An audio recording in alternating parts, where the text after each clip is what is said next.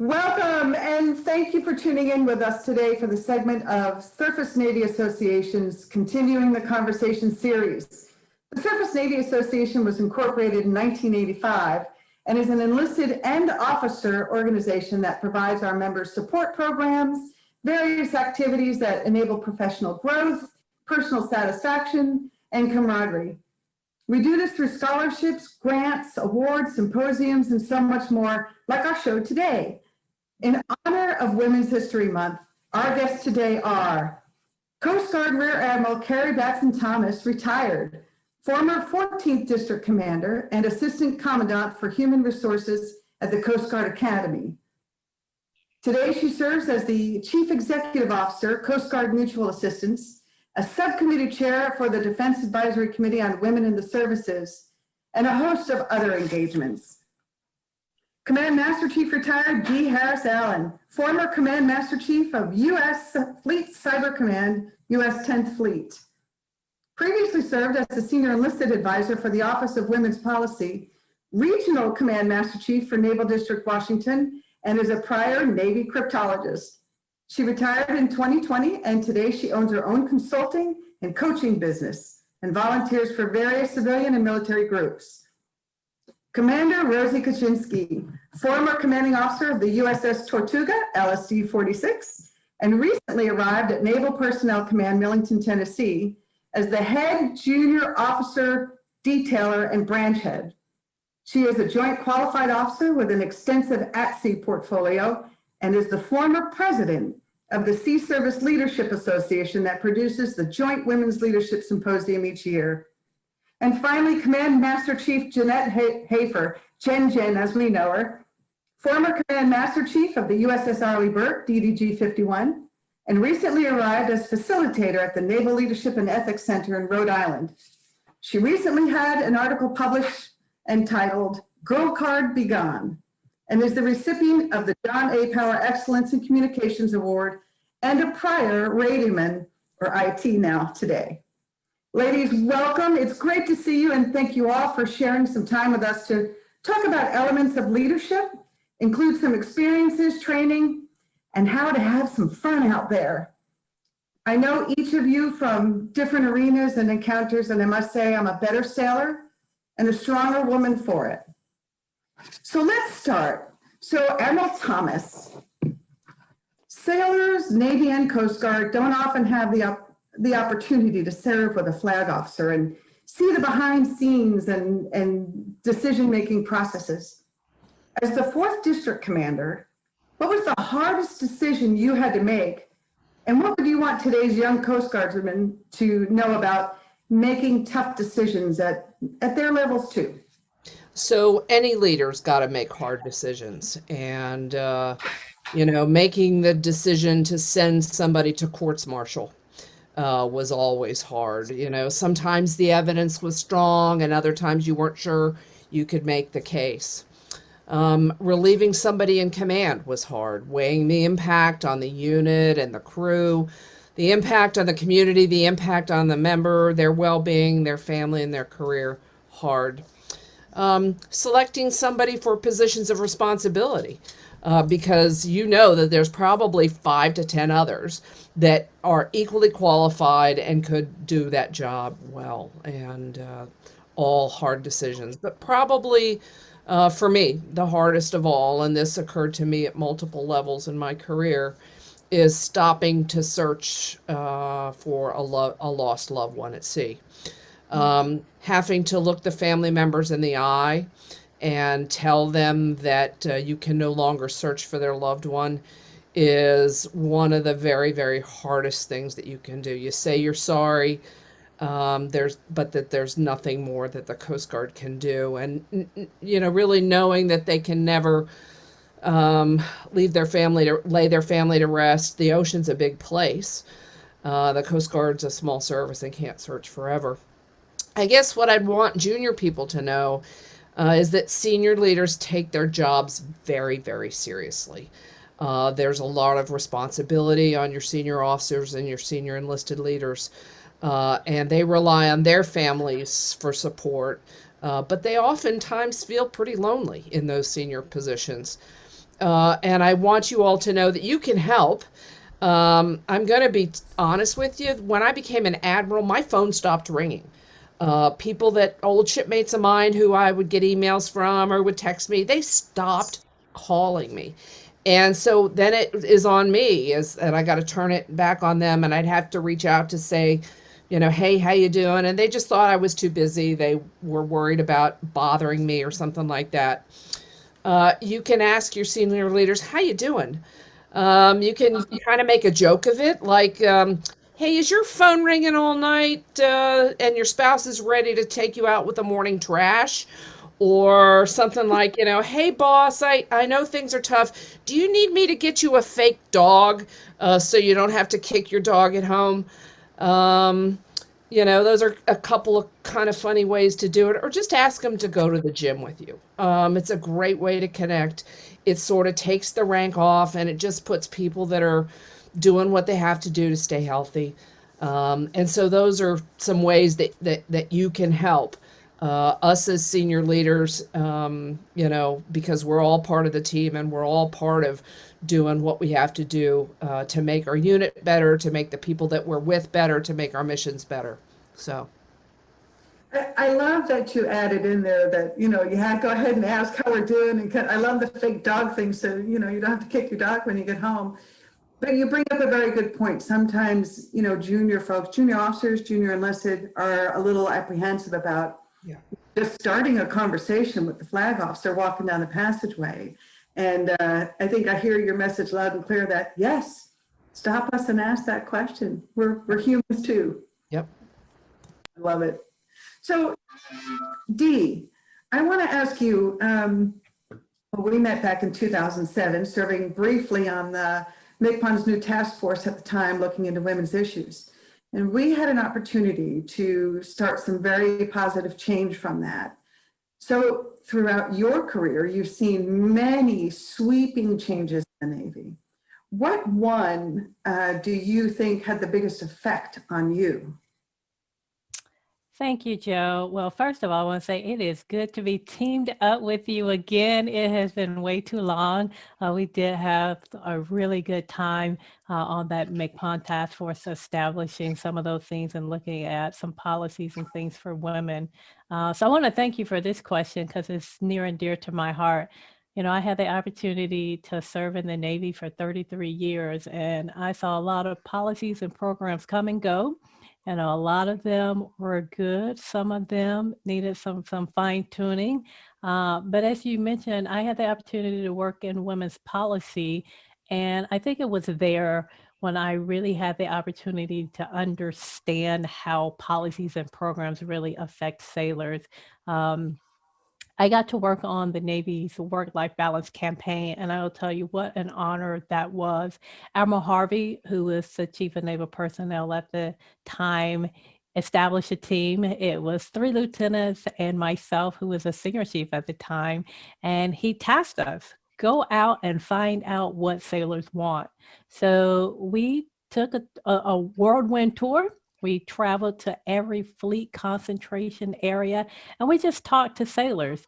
And basically, what we wanted to do is we wanted to establish some groundbreaking policies that really affected not just the sailors, but the sailors and their families. So we got some good gouge from sailors from across the Navy, and we came up what I think was some really good policies.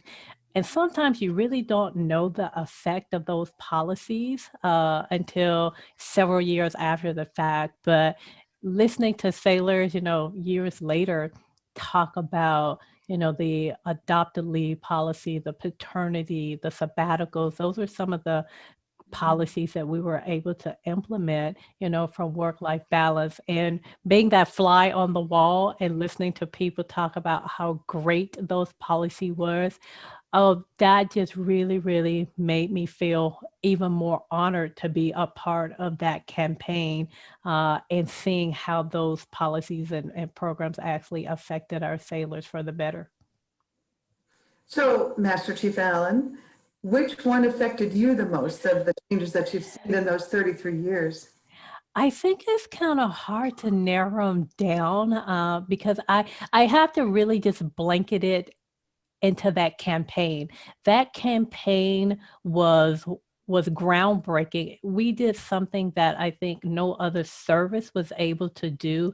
We talked about work-life balance, and I think the Navy as a whole established something very positive, and you saw other services, DoD-wide, jump on that bandwagon. So I don't want to say it was one particular, but I want to just wrap it up into the work-life balance campaign as a whole. I love that. And thank you for being a part of that and leading that charge and getting the word out and communicating with the fleet on those changes. I think that was extremely important, that they knew that there was a group and a task force that was really looking into their issues and listening. So thank you for that. Rosie, Commander Kaczynski, now, when you were young, going into your first assignment, we like to think, we know it all and have a hard time accepting and that we still have a lot left to learn and before becoming an admiral and commanding officer or even a command master chief. So you served in so many different and eclectic roles: damage control officer, anti-submarine warfare officer, operations officer, an analyst, legislative officer, and chief of Senate Congressional Affairs, legislative officer, United States European Command. I could go on and on and on, but we only have an hour. For a young officer starting out, this sounds like an awful lot of craziness. What would you tell young officers and enlisted about how these experiences and these roles early on helped shape who you are today? Thank you, Joe. That's a wonderful question. And, when I started out as an ensign, I probably self-admittedly thought I knew it all too. And I knew what was best for my career, as one would as a 21-year-old. And I will tell you that every assignment I took and anything I was encouraged to go do, I had a very open mind for opportunity. I had some really good mentors and ship's captains that just shared experiences and talked about those opportunities that they had in their future. And one of the things that it did was it allowed me to have such broad perspective with different people from all over the world, similar to this great country that is part of just a broad range of people that have all been brought together in America.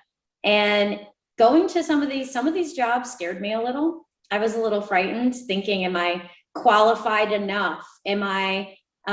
What is it going to be like? I don't know much about. One time I was on the phone with my detailer Googling what OpNav N81 was when I was offered the opportunity. Okay. So sometimes you just have to be willing to say yes to what your detailer is calling you about, and also people that you speak to, because it really helped me. It stretched me beyond whatever I thought in the beginning of where I could go. I was going to stay in the Navy for 5 years. And here I am, I'm going to be at 20 years in May.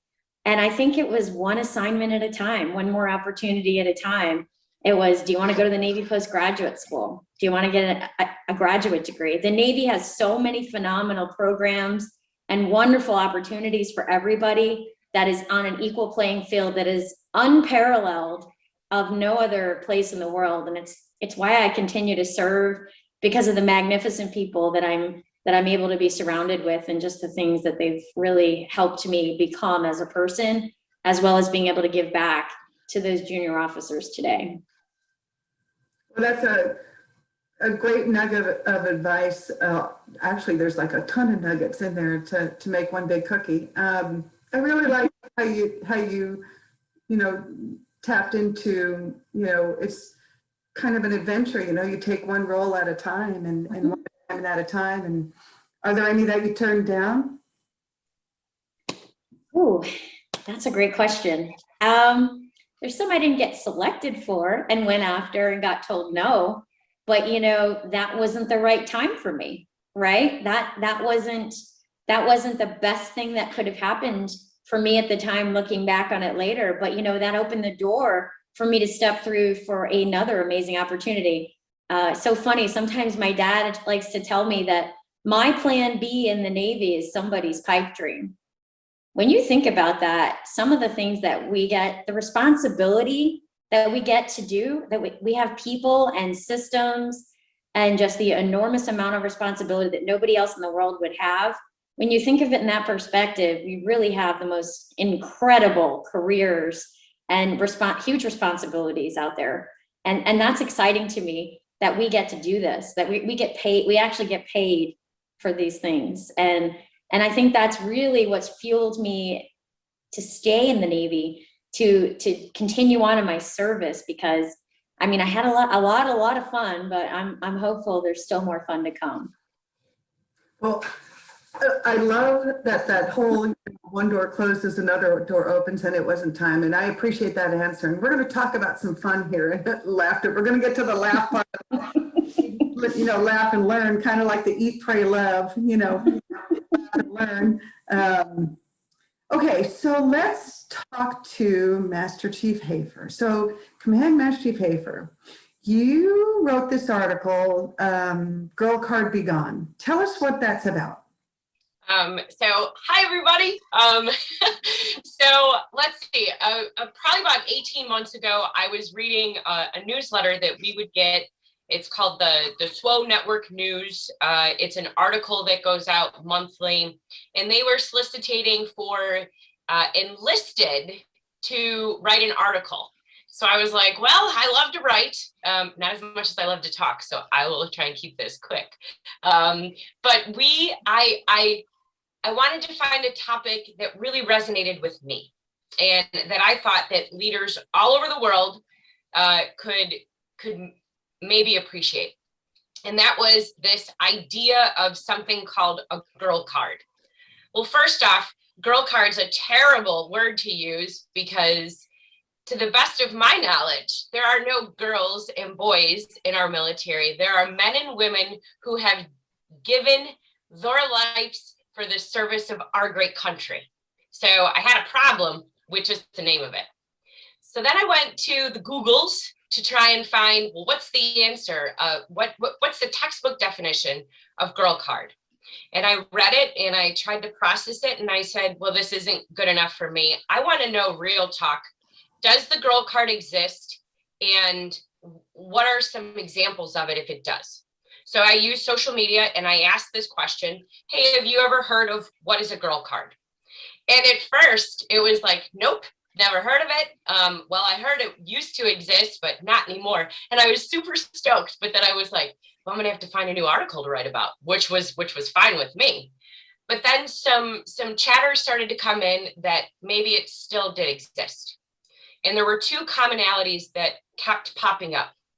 That the perception was there that maybe a woman was not given a certain job or a task because they weren't strong enough.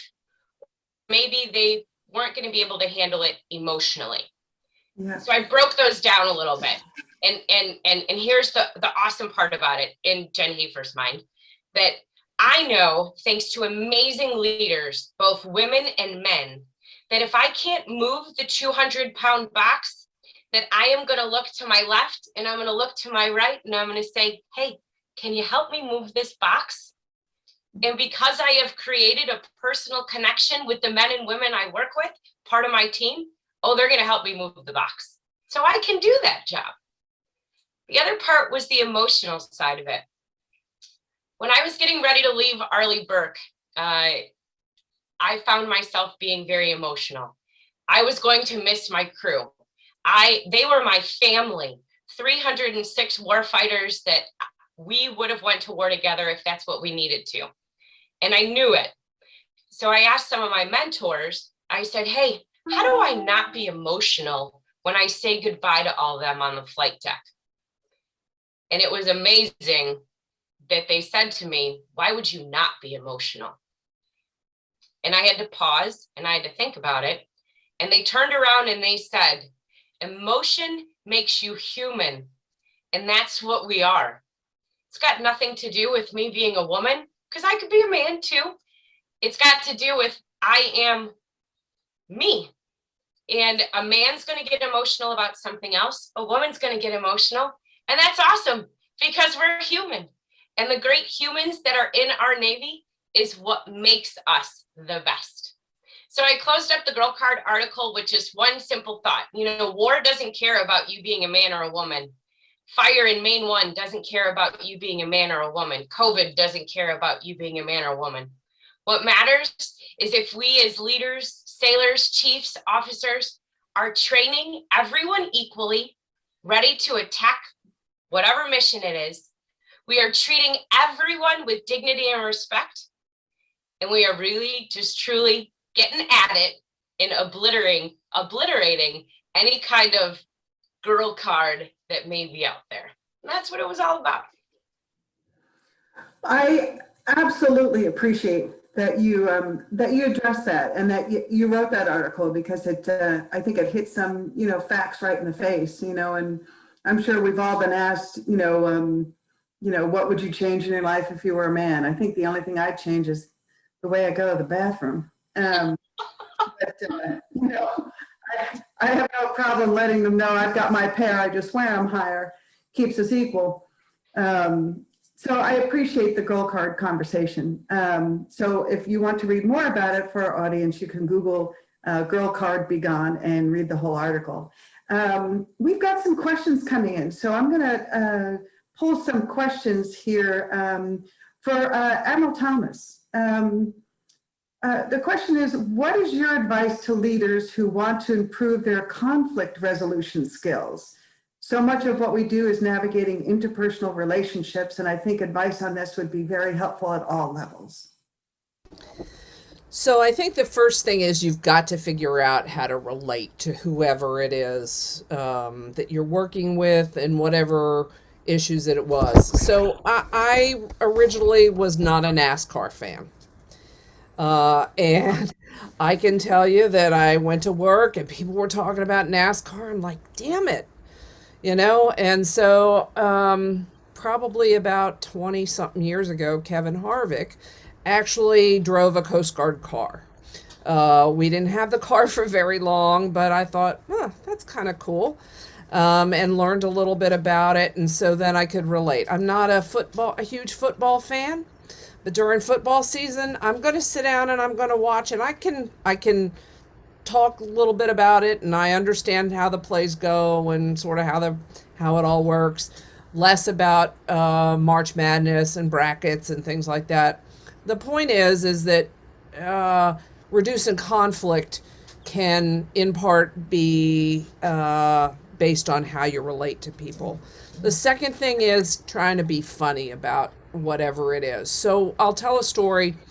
My first flag conference, we're creating a new organization. Like all organizations in the military, you come up with an acronym for it. In this case, the acronym, the organization was the Director of Operational Logistics. Okay, so I stood up. I had objected to this name for a very long time. I stand up and I say, listen, I said, I think that the name of the Director of Operational Logistics is dumb. While I wouldn't mind being the Coast Guard doll, I don't think that Chuck Michelle over here would want to be the Coast Guard doll. And I got big laughter. I got a couple of sneers. I will tell you I was not successful in changing that name. But I made my point, and I felt supported with people, and people looked at things differently. One day we were at a staff meeting, and the commandant at the time said, "Oh, well, let's talk to the graybeards." And I think I must have had this kind of weird face. So graybeards was this name of the wisdom of retirees. And I must have had a strange face. And Admiral Pap says to me, "Carrie, what's the matter?" I said, if I'm ever retired one day, which I will be, I don't really ever want to have a gray beard. And again, I got good laughter. And he did change the name of that. He called them Gray Eagles after that. I don't think that has quite stuck yet. But the point is that being funny about things when you're trying to get into people's head is kind of helpful. And then the last thing I would say is that you got to try and relate, you got to try and understand the person that you're having conflict with and what kind of leader it is that they are. While you may not be that kind of leader. I did a 360 one time, and they said that I was very mother-like in my leadership style. And first I didn't quite care for that. So I going around and finding out, giving people feedback on it. And the guy who, Chief Bosa mate, was the one who said it to me. And he comes up to me afterwards. He's like, Admiral, he goes, my mother, I have the most respect for my mother in the whole world. And I would do anything for her, but do not cross my mother. And I realized that that was who I was. I'm a person who's very compassionate, who loves everything and everyone, but sometimes you got to be tough, and you got to get in, you have to be just a disciplinarian, and you have to, enforce set standards. And that was something that I learned how to do and how to navigate that pretty well. And understanding the other people and how they relate to other people, so important in conflict resolution. You can lead up, you can lead down. Leading your peers is a leadership skill in itself, and it is the hardest of all of the leadership skills, leading your peers. And just trying to figure out how to do that in conflict resolution is one of those important things. There's no perfect answer, but relating to others would be the message that I would leave you with. And I think that's such a brilliant message to just relating to others to help that conflict resolution, because, we early on talk about walking a mile in my shoes, and that mile I've walked, you may not know what the background is of that conflict that I'm having. So I really appreciate, especially hearing from you, Admiral, in those senior roles, that not just happening in the junior work center supervisor role, it happens at every level, and you have to learn how to inject a little humor. And that's part of this, lead, laugh, and learn. So thank you very much, ma'am. So Master Chief Allen, you have this amazing military career, rich with sea duty and the intelligence community, and served around the world. And when you retired, we retired 5 years apart, and we were both, at the time of our retirement, the senior enlisted women in the Navy. But today in the Navy, there are no women in the Fleet Master Chief, Force Master Chief, numbered Fleet Command Master Chief roles. So what does it take to get there? As a coach today, what advice would you give that new Chief Petty Officer to prepare for that type of responsibility or that challenge or that role? So I think that the Navy, like most organizations today, fall into that trap where they look for other female leaders to either promote or enhance diversity within the female ranks. They look for females, this is your responsibility. So now that I'm retired, I have the opportunity to go around and talk to different organizations. And being a coach and a facilitator, I wanted to make sure that I was driving a message home. So I entitled my presentation, Leadership is Everybody's Business. I absolutely feel the same way about diversity. I believe that diversity is everybody's business. It literally is going to take all hands on deck to start making some of those change. I think increasing women in leadership roles for the Navy is going to take a lot of conversation. It's going to take a deliberate thought process. I think we need to literally start looking at the new visions of diversity and what does that look like. We can't be thinking about what happened in the past. We need to be moving forward, not looking backwards. I also believe that it's going to take everybody being proactive. This is a conversation that we can't just have during the month of March. Women's History Month is not enough. This is a conversation that needs to be had all of the time. When when I was coming up to the ranks, I got the opportunity, to look at you, Joe, April Beldo, Sue Whitman. I had role models, the young ladies today coming up to the ranks. We have plenty of female leadership out there, but they don't have a title. So I think for my advice to that new chief petty officer, especially for a female, is one, I never considered myself as a title girl, but I was always appreciative of the females who were able to actually serve in those roles. So I would tell them, don't focus so much on the title. It's not about the what, but the why. Know your why. We know the what is the job, but why? Why do you want to be the MCPON? Why do you want to be a fleet or force master chief? And if you know the why, there is absolutely nothing that can stand in your way of achieving your goal. So that would be my advice. And for our listeners out there, if they are looking for some more advice from you as a senior leader, can they contact you?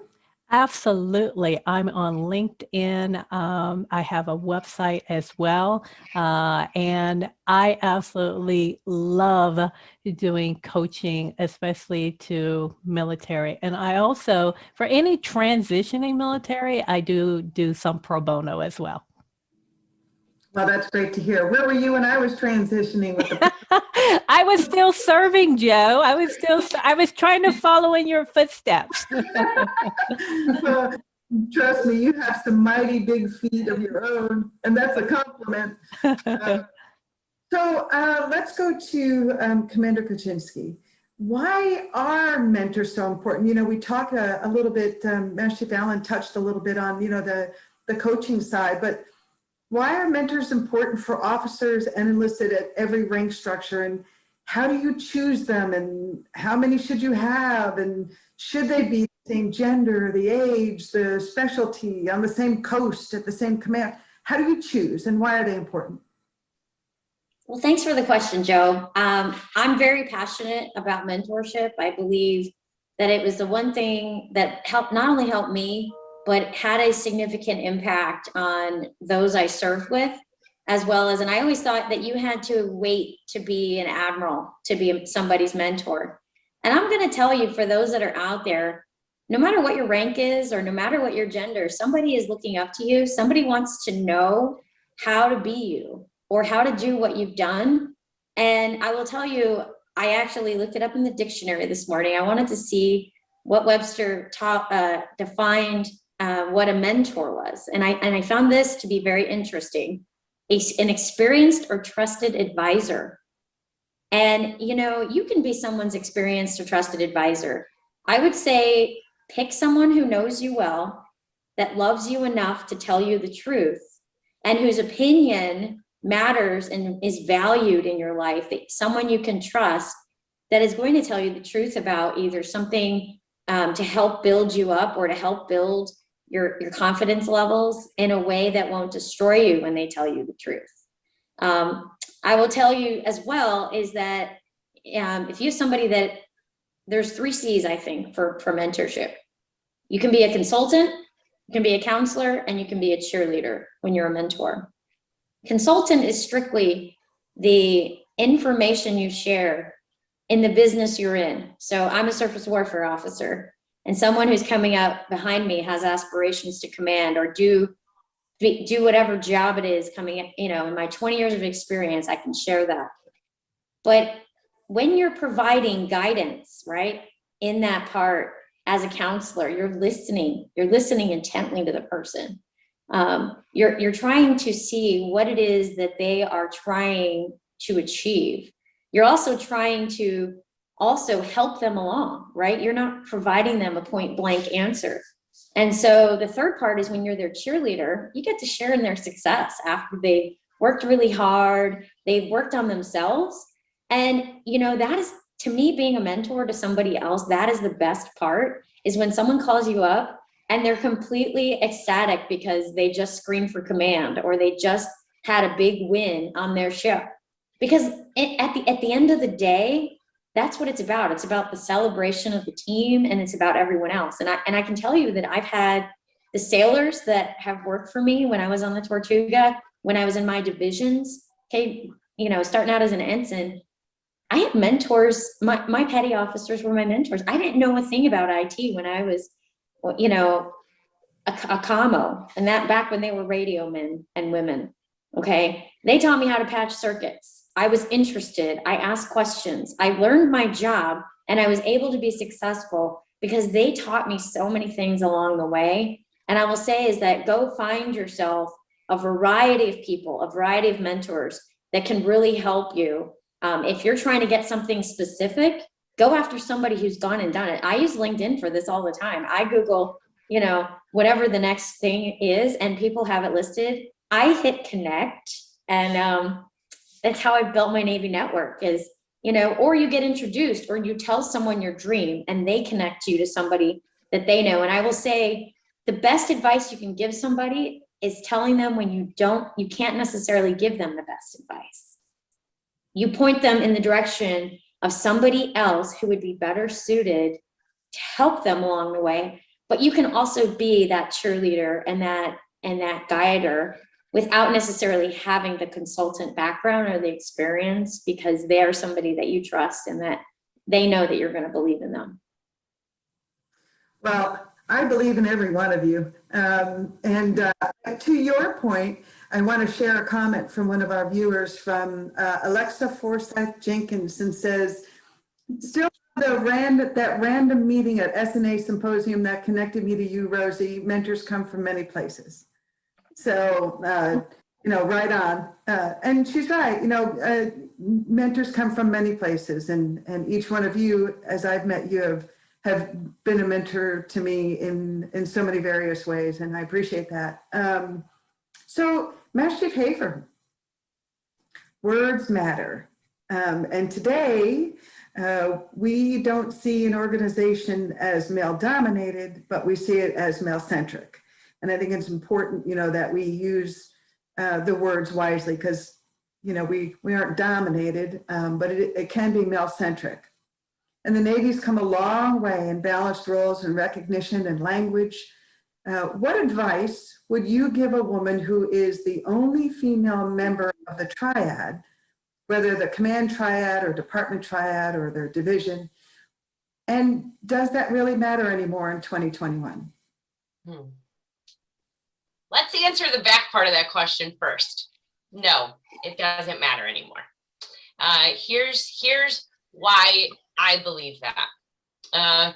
When I wake up in the morning, I give myself a big yawn. I pat my dog and my cat, tell my husband I love him. I go stand in the mirror and I say, do better. And I do that as a woman, as a proud woman who's been in the Navy for 23 glorious years, who's been in multiple different communities throughout that time, and has experienced a lot. But when I put my uniform on, I see CMC, or I saw ITCM, or I saw RM3 when I was that work center supervisor. You know, I see a sailor who wants to give her best. And if I bring my best to the game, then I'm helping my team.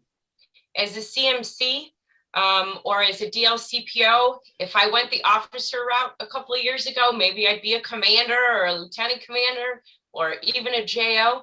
You know, if I'm bringing my best, does it matter if I'm a woman or a man? I mean, I love being a woman, but I also love giving my sailors and my command, my family and my friends what they deserve, and that is me at my best. Now, don't get me wrong, I could get a little teared up.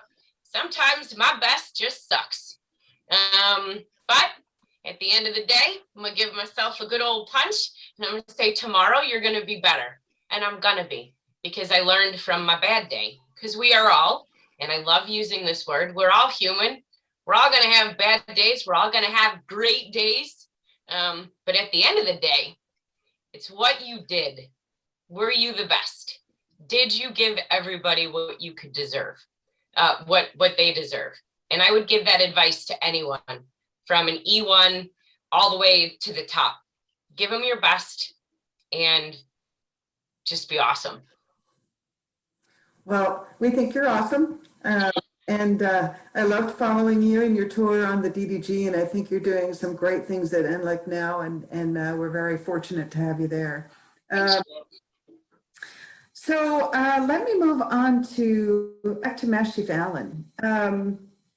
You know, we talk about, you know, differences at different levels, and this can happen at any level. And what I'm talking about is a toxic, you know, environment. So what's your advice on how to change a culture that someone may feel is inherently negative or toxic? How do you change that toxic culture? Well, I would have to say it's not a one-size-fits-all solution. I think the first thing that a person would literally have to do is identify that problem behavior and understand why those behaviors actually exist. If you're in a leadership position, I would tell you, hey, look within, because there may be some of your conduct or your unconscious biases that may be influencing the behaviors of others. So, you know, just don't point the finger, actually look within. I think that is very important. And I think you really have to come up with a strategy to really eliminate that toxic behavior. And most importantly, education absolutely has to be a part of that. And that education has to be across the board. Everybody has to have the same understanding of what toxic is, or what prejudice is, or what unconscious bias, because if everybody has their own definition, you're never going to be able to move forward in a collaborative effort. Then you got to measure whatever you put in place. You got to measure it, because don't just throw something in place and think, oh, I did something. It's what did you put in place? Was it effective? So, you know, you got to have that measure, and listening and talking to the people around you, your peers, your subordinates, like everybody. What are they saying? You know, so if you're in that leadership position, actually take the time to stop talking and actually listen, because that will definitely give you an indication of what is going wrong or what you can do in that leadership position to actually move forward. And I think the most important thing is be patient, because we all know that change does not happen overnight. So don't rush it. Be very deliberate about what you want to do to improve, you know, the atmosphere and where people work and that you're leading. So I think that's very important. And so a side question to that, you know, you say be patient and deliberate. And what that brings to, you know, quickly to my mind is I've often heard, well, just wait till she transfers, or wait till he transfers, and things will get better. So that's not what you really mean by patience. Should we wait till that what we think is the toxic person to transfer, because we're just going to let them transfer to another command and still be toxic? Absolutely. You know, and I will say, I have been one of those guilty people who said that I will wait you out, you know, so that's not the answer, you know, because if you have one toxic person, that person can spread that toxic environment across your organization. So no, don't use that tactic of waiting somebody out or waiting till they transfer, because one negative comment can spread so fast. And I think now, I love the younger generation. I love their mindset, because a lot of times they just see the positive in everything. I think us sometimes more seasoned people, we tend to hold on to things, where the younger generation, they can move past something a little bit faster than we can. So I would say, you know, look to everybody, look up, down, and across, you know, because sometimes you can inherit some really positive things from the people that you least expect. I love that. Yeah, from people you least expect. So keeping that open mind, Yeah. definitely. So Admiral Thomas, your career started before anyone on this panel. That's a compliment, ma'am. And at the time when the Coast Guard went from being an extended part of the Navy during wartime to Department of Transportation to Homeland Security, and you have seen and been a part of some of those great improvements and positive changes through all those years, and still are, ma'am. Did you face any challenges as a woman during your career? And if so, how did you manage them? And do you think specific challenges exist today for women in the Coast Guard? And if so, your advice to women and men today to move forward from that?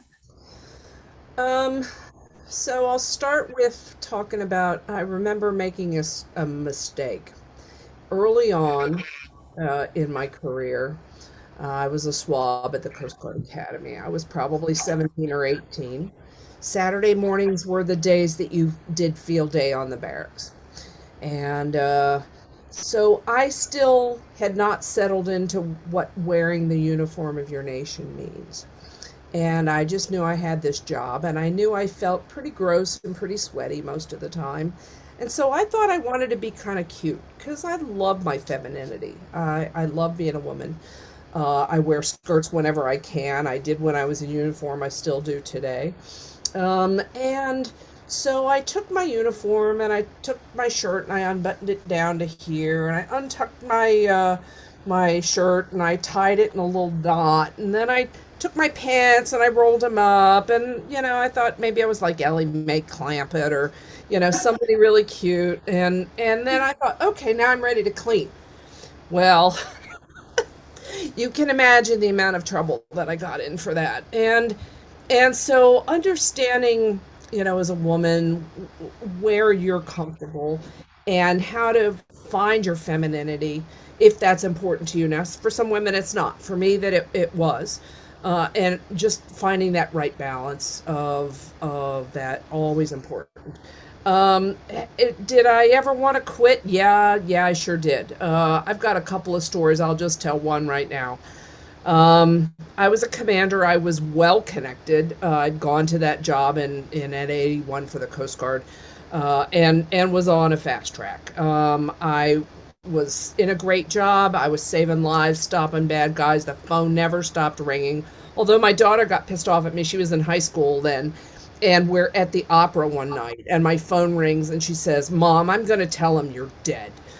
She just had it with the phone going off all the time. But I struggle with my weight. I still struggle with my weight. I did while I was on active duty. I still do now. And my relationship with my boss was not that great. And I would get a sick feeling coming to work pretty much every day. And from where I sat at the time, it seemed like he was sabotaging absolutely everything I was doing, every decision I was making. With a little bit of hindsight and a little bit of time distance between that, as I realize now, it wasn't just me that the deputy, the other department heads, it was just sort of, that was who he was. He challenged people. He was not a necessarily a supportive leader. And so I wrote my retirement letter, and Master Chief Buck Ward, who was a Vietnam veteran, old salty machinist mate, summoned me to his office, and he goes, "God damn it, Commander, get your shit together. This Coast Guard needs you." And I would not be here, today were it not for that Master Chief. So I tell you all that story because I realize very much what Master Chief Hafer is talking about, is that as humans, you're imperfect. And don't pressure yourself to want to have it all. There's been articles written about it. You're human. You're human. You are imperfect. And people are like, "Come on, Admiral, you lived at the Diamond Head Lighthouse, you must have it all great." But, I'm okay that I don't get carded anymore. I'm okay that I have some Spanx. I leave my bed unmade, my pajama bottoms to Zoom calls. Now I'm not in pajama bottoms today. I'm in jeans. Um, but what it is that I really want, I wanna be loved, and I want to love. And do I really want and need to be a size 10? And if I was a size 10, would I have it all? The answer is probably not. Um, so just figure out for you what's the right way to find your own self in there, and then to give back to others. I met Joe, I met Rosie at Sea Services Leadership Association. I was challenged to take over as the head of that board. Took up that challenge to try and give back. When I was transitioning, the question is, what do you want to do? And I didn't have a good answer for that, and instead I went about the process of what I didn't want to do, and landed on the decision of giving back. And I'm the head of Coast Guard Mutual Assistance, which is Navy Marine Corps Relief Society's equivalent, and continuing to give back to our nation. This idea of public service just really, really resonates with me. But I'm a businesswoman now. And I have to make sure that my business is able to run effectively and efficiently as possible. And it's created some conflict sometimes with the Coast Guard. But that part's been really, really great. For women in the Coast Guard, I would just tell you that I am a part of another group of women. Women came before, women will come afterwards. There are men that identify as women, who I embrace as sisters. There are women who now identify as men, who are friends of mine in the Coast Guard, and I'm so proud of each and every one of them, and the way that they're finding their way to serve. And just finding your own path, and reaching out to others when you need help, and recognize your imperfections and your humanity, and being okay with that. I love that, recognizing your own humanity.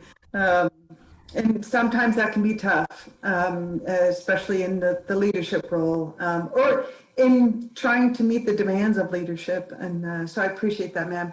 Love the Ellie Mae Clampett. I think, even I, when I was younger, I was told I didn't have eyebrows, so I had to keep wearing eyebrows. And, as confident as a woman I thought I was, I still to this day wear eyebrows. Because I just, oh my God, when I was like a third class, you need to have better eyebrows. And that was from a woman who I respect and am friends with today. So anyway, we have under 10 minutes left, but I do want to get to a couple of more audience questions. So for Commander Kaczynski, from Lieutenant Evelyn Bolin in Kansas City, I'm going to give this question to you. She says, how can single women succeed in the surface community, which seems to be built around and reward the nuclear family, like one breadwinner, one stay at home, and children and so forth? So how does a single woman succeed in the surface community? Well, as a former single woman myself, starting out in the surface community, I will tell you that it is very possible. Because the beauty of the surface community is that you can pretty much do anything that you set your mind to. And with that, that we don't have any sort of restrictions. I mean, you can't be colorblind, obviously, as a surface warfare officer. But anybody that wants to come to the community and do anything has every opportunity. I used to tell my officers when they checked in, I said, there seems to be a bias when Christmas comes up, or New Year's comes up, or Easter comes up, and it seems like the single people are going to be standing the duty. I'm here to tell you, you're going to all figure out what the duty schedule is going to look like, and no one is going to be biased against it. And we're going to have equal opportunity to show that you are responsible. Similar if you need a day off. I don't care that you need a day off to go, to be home and get the cable installed or the plumbing installed. Don't tell me the reason. But if somebody needs to go home for their sick child, is as equally important to taking care of the person that is single that may have the same thing, where there's nobody else that's going to do that for them. And when we look across where we think that our profession is going to keep us back, if our status is, I offer out to people out there is that the time that I met my husband was perfectly fine with the way Rosie Gushinsky was. And I knew that that was going to be my life partner because I didn't have to change who I was. I didn't have to pretend to be something I wasn't. And the fact that I had aspirations and goals, and the fact that I was already headed to department head at the point we started dating, didn't even faze him. And when you find, whenever you're looking for it there, whether it's a partner, whether it's going after command, whether it's going after the next job, don't let the foot off the gas. Just go for it full bore, okay? The Navy has come such a long way in the initiatives that that I've just really appreciated Master Chief Allen's comments with all of the Task Force One Navy, because we have so many more initiatives out there that are going to make lives. You know that there's more single dads in the Navy right now than there are single moms. So all of these things that pertain to single women also pertain. There's so many family situations that are so complicated, and people that are dual mill. We have single moms, we have single dads, we have people who, whatever the situation is, but we're here to help you. And what you need to do is confide in your leadership and work on a good plan and figure out what your support network is, because you're going to need one, whether you're single, married, whether you have kids or not. You're going to tap into that resource, because it really does take a village to raise somebody like me and somebody like all the people in the Navy, because I need a village to keep myself sane at every moment. And it can't just be, because I have kids or not. And I don't know if I answered her question, but if she wants to reach out to me, I'd be happy to talk to anybody that's out there on the side, or if you want to send me an email, or, we can chat. I just love to have these kind of conversations with people, because I learn a lot and it just energizes me. And I really appreciate SNA putting this together, because these are the kind of conversations. We need to get all these kind of issues out in the open. We really need to talk about it, because people are taking these burdens on themselves, and it's creating the stress. It's creating the impact to mission readiness. Because when you're constantly preoccupied with a situation you have or something that's going on, your sole focus is not on your job. It isn't. And we as leaders need to recognize in people, and we need to pull them aside and just ask them how they're doing, and really listen and really take the time to be able to help them out. I appreciate that you've opened yourself up to answer some other questions. And with that, we are under just a few minutes before our conversation comes to a close. So a couple of things. One, for our audience, our panelists, let me go around the room. Master Chief Hafer, are you open up to other questions online or PMs? Oh, most definitely, yes. Okay, and Admiral Thomas, are you open up to some questions from our audience if they've got some add-ons later? You betcha. Okay, I'm not, just so you know, I'm not answering any of your questions. Kidding. And I know, Master Chief Allen, you said yes, and Commander Kaczynski, that's great. So for those listening, if we didn't get to your question, or you have some more questions, you can still put them into the live chat, and then we're going to ask each of our panelists later today or over the next few days. Just take a look at those comments and the questions, and if you have an answer for them, if you could just respond, and then either with an answer there open on the Facebook page from this live stream, or let them know you'll send them a personal message if you want to keep that just between the two of you, and that would be awesome. So we are coming to a close, and we are going to go over just a few minutes for our administrative personnel, because I'm going to ask each one of you 2 questions. First, I'm going to ask you, what makes you laugh? We're going to end this with what makes you laugh. So I'm going to go with Master Chief Hafer. I'm going to ask you first, because you're laughing. What makes you laugh? So I laugh at myself. That's my humor. And I love great dad jokes. So whatever makes me giggle. Okay. So Commander Kaczynski, what makes you laugh? The things my sailors, when the unexpected answers to the questions where I think I'm going to get one answer, and then I've completely opened myself up for something different. And I tell you, it's just so funny when somebody gives you the straight up honest and you're like, I did ask you that. Yeah, thank you for that. Noted. And Meshy Fallon, what makes you laugh? I think what makes me laugh is knowing that I am not the only person out there doing something fun and sometimes screwing up things. I'm not the only one, so I can sit back and go, "Oh, I'm not the only person that's not perfect." So that makes me smile. Excellent. And Admiral, tell us what makes you laugh. Oh, I have two quick things. One is that my husband and I got in a hair growing contest, and he clearly is the winner. His hair is like down here, and it's this beautiful silver color. And we're going places, and always people, ladies, how are you? And then they look at Gary, and they're like, oh. But the other thing was the other day, I couldn't find my phone, and so I hit find my phone, and I hear it. It's like over here. And then I hit it again, and it's like over here. Well, it was in my back pocket. I must have gone in a circle for like 4 or 5 times trying to find my phone because it was in my back pocket. And every time, just being able to laugh at yourself. I agree very much. Oh, I agree. And you know what makes me laugh is when I find myself doing things that my mother did, and you know, with you know, the classic, you know, where are my glasses? Where are my glasses? And they're like on my head, and I'm like, oh my God, my mother used to do that all the time when we laughed as kids.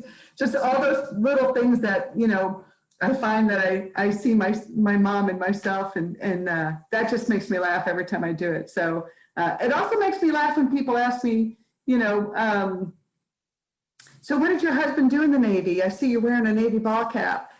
So that makes me laugh. So I just give him one of those little female toy soldiers now. I carry him in my bag, and I go, yeah, women serve too. So here you go. And that's in honor of Women's History Month, and all of the women who serve. I know I asked you for a quick shout out, and I know our admin's going, your time is up, your time is up. But really quick, who's your shout out to, Meshy Hafer?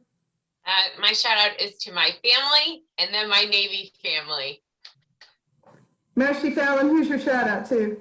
My shout out is, since it's Women's History Month, I want to give my shout out to all of those trailblazers out there who are creating her story to pave the way for others. Commander Kaczynski, see, I promoted you to Meshy. Commander Kaczynski, who's your shout out to? My shout out are to my 2 former petty officers, CS1 Plazimon and BM1 Neil, who are pursuing commissions, both in OCS as well as the LDO program. And so they'll be doing their interviews later. And I just want to say, keep charging hard and go after your dreams, because if you believe it, you can achieve it. Love it. And Thomas, who's your shout out to? My shout outs to all my African American friends who took my calls after the social unrest last summer when I was just trying to listen and understand what was going on. And across the board, everybody took my phone call, and I learned so much about what it's like, you know, to have to raise a black boy in this country. What it was like to serve, you know, or still serving in the Coast Guard, or even in industry. I have a number of friends in industry as well, and just learning from them. So my shout outs to them. I love it. I love it. And you're all such amazing women. In honor of Women's History Month, my shout out is to our Military Women's Museum. And if you haven't already registered to tell her story, it's free, it's online, and please look them up there at Arlington and get your stories out there. And to the rest of our audience out there, thank you for joining us. Thank you for your questions. Thank you for what you're doing and what you're about to do in the service as a retired service member or those who support the service. And thank you to the Surface Navy Association for this opportunity. It's great to see you ladies again, and this will not be our last conversation. Thank you. Thank you.